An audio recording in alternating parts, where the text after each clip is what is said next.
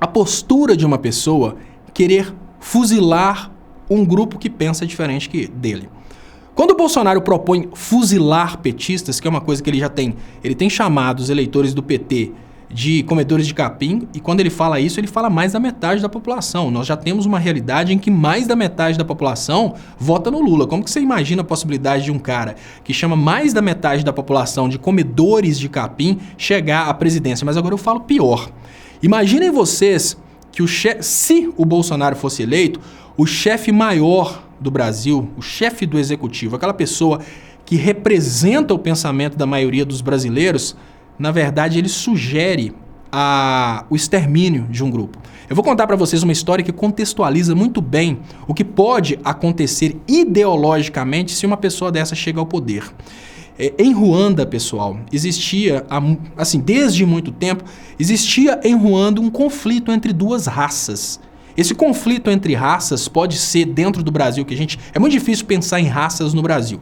Então, dentro do Brasil, a gente pode pensar da seguinte maneira, um conflito entre duas ideologias. E eu queria fazer um parênteses aqui só para falar o seguinte, quando as pessoas me escutam falando raças, elas ficam com raiva e falam, não são raças, são etnias. Só que esse discurso de etnia só chegou agora para que o branco não tenha responsabilidade de reparar os danos causados nas outras raças. Então, antes, quando os brancos queriam explorar negros, índios, indianos, né, mestiços, qualquer pessoa, orientais, quando os brancos queriam explorar as demais raças na humanidade, eles usavam o argumento da raça. Agora que eles têm a obrigação de reparar, ou seja, a conta ficou pro lado de quem explorou, eles criaram uma teoria que não existem raças, existem etnias. Eu, particularmente, eu penso de uma forma completamente diferente. Eu penso que nós somos um gênero humano. Dentro desse gênero, obviamente, nós temos sim várias raças, porque se a gente tira essa peculiaridade de termos várias raças, a gente tira o argumento que a gente tem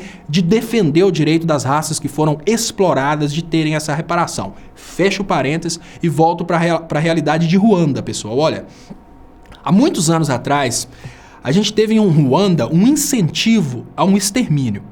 Dentro de Ruanda acontecia a seguinte coisa, uma raça contra outra raça. Não era negros contra brancos, porque lá todos eram negros, mas era uma raça contra outra raça. No Brasil a gente pode contextualizar isso como uma ideologia contra outra ideologia.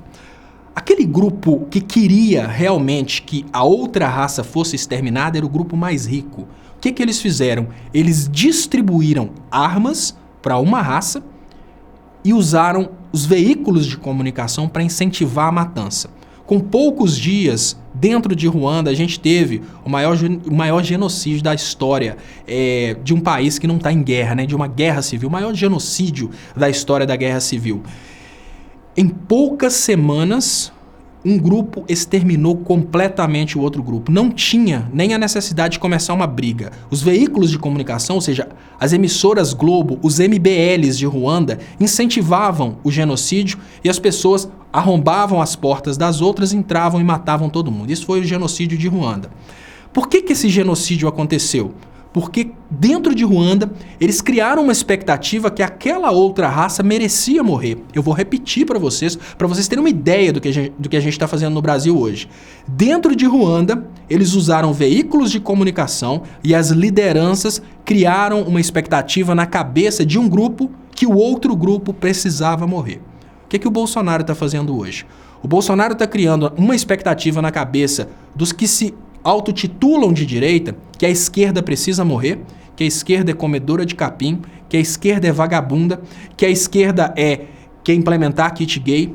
Se vocês perceberem o que está acontecendo, a gente tem hoje um embrião de um conflito social semelhante ao conflito que aconteceu em Ruanda. A única coisa que falta para a gente ter uma explosão desse nível, né, as pessoas pensarem, olha, aquela pessoa ali é de esquerda, vou matar. Realmente é uma espécie aí de utilização da mídia para isso. Para vocês terem uma ideia de como que o Brasil começou a imitar absurdos como o genocídio de Ruanda, há poucos meses atrás, um jornalista lançou uma matéria falando que a única forma de parar a esquerda era matar o Lula. O que ele estava fazendo, na verdade, era chamar um louco de dentro da população que fizesse isso. E não é difícil isso acontecer não, porque os ônibus da caravana do Lula levaram tiros. Então, a gente vê que hoje eles estão usando essa questão aí de precisam matar, esse grupo precisa morrer, para talvez chegarmos ao extremismo que aconteceu em Ruanda. Volto a falar, a mídia de Ruanda, na época as emissoras de rádio, incentivavam um grupo exterminar o outro.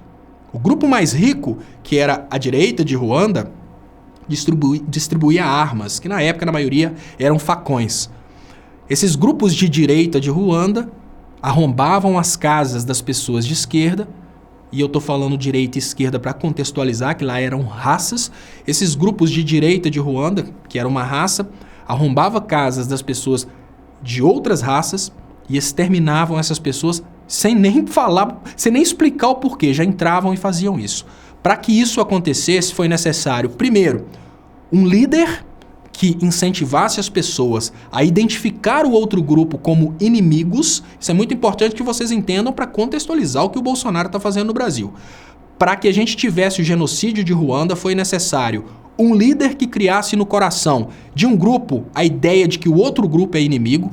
Basta a gente lembrar constantemente o Bolsonaro falando que a esquerda são pedófilos, a esquerda são pessoas que estão aí querendo destruir famílias e bons costumes, a esquerda incentiva o crime, a esquerda são bandidos, a esquerda é composta de pessoas problemáticas. Na sequência, ele propõe uma solução. A solução dele, além de ele falar que a esquerda come capim, a solução dele, em todos os eventos que ele participa, é a morte. Ou é uma metralhadora, ou é uma criança fazendo um sinal de uma arma de fogo. Será que a gente não está, aos poucos, criando um embrião para repetir o genocídio de Ruanda dentro do Brasil? Olha, a direita brasileira vai receber armas de grupos econômicos. Basta a gente imaginar que hoje a gente tem um problema sério para o PSDB, que é a esquerda sempre votar no PT. Hoje, o obstáculo maior para os grupos econômicos ricos chegarem ao poder é o fato da esquerda sempre vencer nas urnas. Será que não é mais conveniente a direita continuar incentivando o extermínio e daqui uns dias realmente liberar as armas e até subsidiar armas para grupos extremistas para que eles repitam no Brasil o genocídio de Ruanda? Eu vou fechar esse assunto falando mais uma vez o que é necessário para a gente repetir a história de Ruanda. Um líder que explique para a população que um grupo é inimigo do outro. Um líder que coloque na cabeça de um grupo a ideia de que o outro grupo só prejudica. Um líder que exponha para a população como solução para o problema que ele mesmo criou, o extermínio. A arma. Basta a gente pensar nisso que a gente vê que estamos prestes a criar um embrião, não do fascismo, porque o fascismo era uma ideia de um país se fechar para dominar os outros. Mas pior, guerra civil, genocídio de um grupo contra o outro.